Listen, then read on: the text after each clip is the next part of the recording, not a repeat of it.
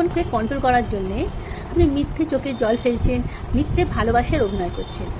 যখন সে এগুলো আপনার সম্বন্ধে জানতে পারবে, তখন একটু ভাবুন তো, সে কি সত্যি করে ভালোবাসাটা আপনার জন্যে হাত দিতে পারবে?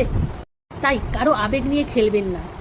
আমাদের মনটা কিন্তু খুব নরম, যদি একবার ভেঙে যায় আর জোড়া লাগে না কোনোভাবেই। তার থেকে নিজেকে সামলে নিন, আপনি বুঝতেও পারবেন না কখন অজান্তে আপনি নিজেই আপনার নিজের হাতে দামি সম্পত্তিটা হারিয়ে ফেলেছেন, মূল্যবান।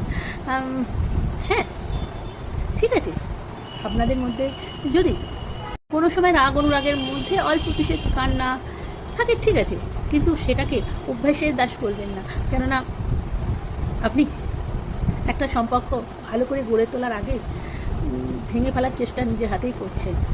একটা স্বপ্ন দেখুন দুজনে মিলে, কিন্তু কেউ স্বপ্ন দেখছেন আর কেউ জোর করে স্বপ্ন দেখাবার চেষ্টা করছে, এটা করবেন না, এটাতে ভালো হয় না। সবসময় বাস্তবটাকে মেনে নিতে